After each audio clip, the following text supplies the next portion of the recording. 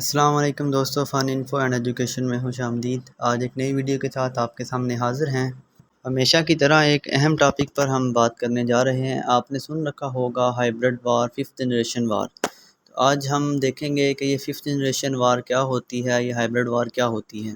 جب ہم fifth generation وار کی بات کرتے ہیں تو ہم کہتے ہیں کہ یہ پانچویں نسل کی جنگ ہے، یعنی ہمارے پاس پہلے بھی 4 جنریشنز موجود ہیں۔ تو ففتھ جنریشن سے پہلے ہم پہلی 4 جنریشنز کو ڈسکس کریں گے بریفلی، اور اس کے بعد ففتھ جنریشن کو ڈسکس کریں گے کہ یہ کیسے، کب اور کیوں، کس طرح کی جاتی ہے۔ ایک بات جو یہاں پہ سب سے اہم ہے وہ یہ ہے کہ جس طرح باقی چیزوں میں وقت گزرنے کے ساتھ تبدیلیاں آ رہی ہیں، اسی طرح جنگ کرنے کے طریقوں میں بھی تبدیلیاں آ رہی ہیں۔ تو آئیے یہاں پہ سب سے پہلے ہم ڈسکس کرتے ہیں کہ فرسٹ جنریشن وار کیا ہے، یہ کس طرح اور کن ہتھیاروں سے لڑی گئی۔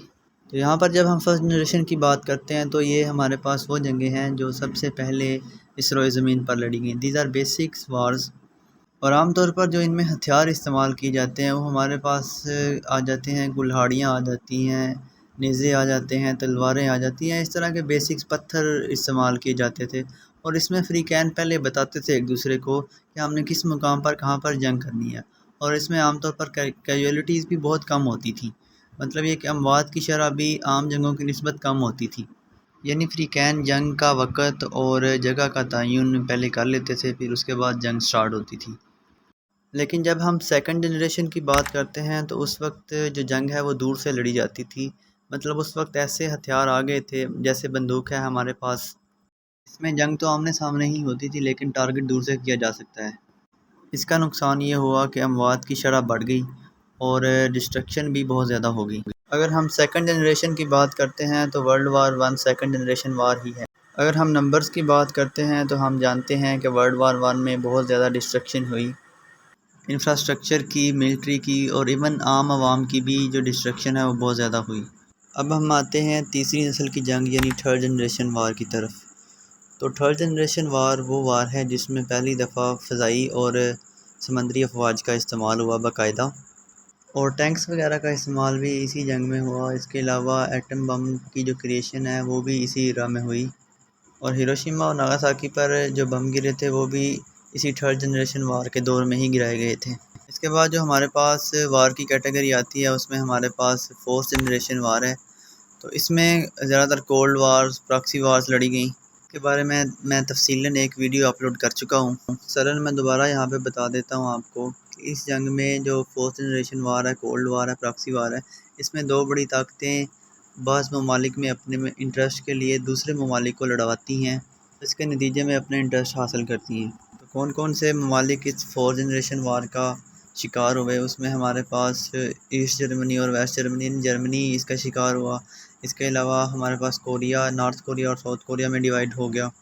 افغانستان کی بھی صورتحال کچھ ایسی ہی تھی، اور ایون اب بھی بعض ممالک میں پراکسی وار جاری ہے۔ تو اب ہم اپنے اصل ٹاپک کی طرف آتے ہیں جو کہ ففتھ جنریشن وار ہے، ہائبرڈ وار ہے، اور عام طور پر یہ نفسیات کی جنگ ہوتی ہے، ذہنی جنگ ہوتی ہے، اور یہ جنگ کی مہلک ترین قسم ہے۔ اور یہ ایسی جنگ ہے جس میں انسان کی نفسیات کو ٹارگٹ کیا جاتا ہے، یعنی انسان کی نفسیات کو ایون مفلوج کر دیا جاتا ہے، اور لوگوں کے اندر اپنی مرضی کے جذبات ابھارے جاتے ہیں، ملک کے خلاف، افواج کے خلاف اور سیکیورٹی اداروں کے خلاف۔ اور اس جنگ میں میڈیا کا رول بہت اہم ہے، خاص طور پر مین سٹریم میڈیا، جس میں ہمارے مختلف چینلز آ جاتے ہیں۔ اس کے علاوہ مختلف صحافی، دانشور اور پڑھے لکھے لوگ اس میں خریدے جاتے ہیں۔ اس کے علاوہ جب ہم سوشل میڈیا کی بات کرتے ہیں تو YouTube, Facebook, Instagram, Twitter, TikTok, Snack Video, WhatsApp, یہ سارے وہ تمام ٹولز ہیں جن کے ذریعے ہائبرڈ وار کو پروموٹ کیا جاتا ہے۔ اگر سمپل الفاظ میں یہ کہا جائے کہ یہ پروپیگنڈا وار ہے تو یہ غلط نہ ہوگا۔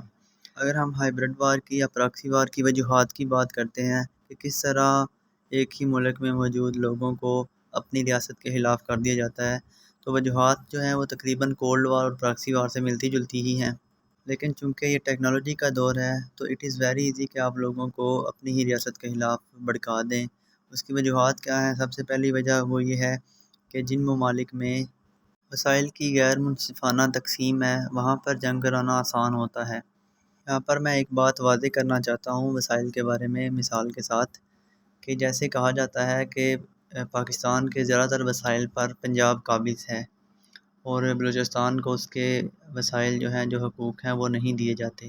تو پاکستان میں یہ پراکسی وار کا مین پوائنٹ ہے۔ اس میں کس حد تک حقیقت ہے، انشاءاللہ اس پر بھی ایک ویڈیو بنائیں گے۔